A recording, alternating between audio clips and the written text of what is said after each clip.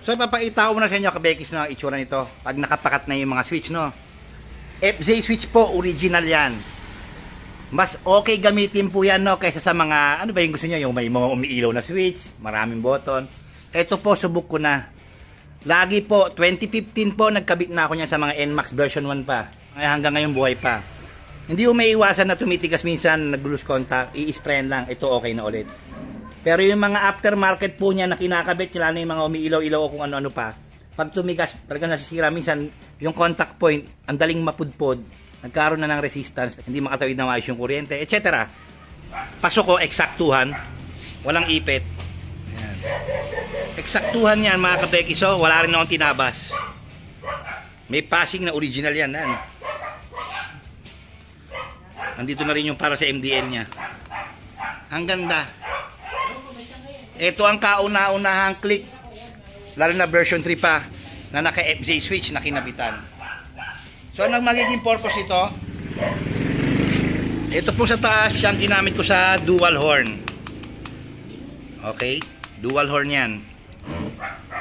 Patayin ng park light, harap, hanggang likod, tail light, plate light, tapos headlight, low and high. Tapos ito na, signal light, busina, then, passing light. Pasok na pasok, kabeki, swak na swak. Ngayon, ituturo ko sa inyo, papaano lagyan ng patayan ang park light, headlight ng Click version 3. Ulit, pinakamaganda kong gamitin ang original na switch, hindi po aftermarket na ang ninipis ng wire. Ito po, solid ang kapal ng wire nito. Original, lahat, pati contact point nito, hindi basta-basta nalulus. Yan. Walang panama dyan kung ano-ano pa yung umiilaw-ilaw na yan. Dito sa mga original natin na switch. So, ipapakita ko sa inyo pag sinara ko yung kaha kung ano itsura nito, no? So, i-finalize natin mga kabekis, no? Sige nga, start mo, Papa.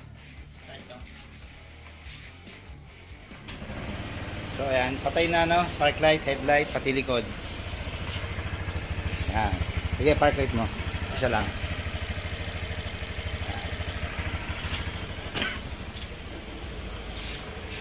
Okay. Headlight. Headlight. High beam. Low, passing. Okay. NDL.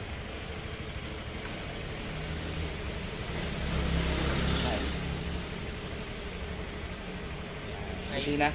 So ito yung sa busina niya, no? Sige, busina mo. Ito. Stop. Sige. Ayan. May nakita ka bang kumurap, sir? Wala. Steady, stable, ang current flowing. Yun. Nakasindi na yan, tas 14.4. Ganyan din ba? Ah, naka-on. I-high beam mo nga to. High beam. Busina mo nga. Ayun o. Mabalik. Stable flow, stable current, nakabukas na. Simplified. Ganda oh. FZ switch.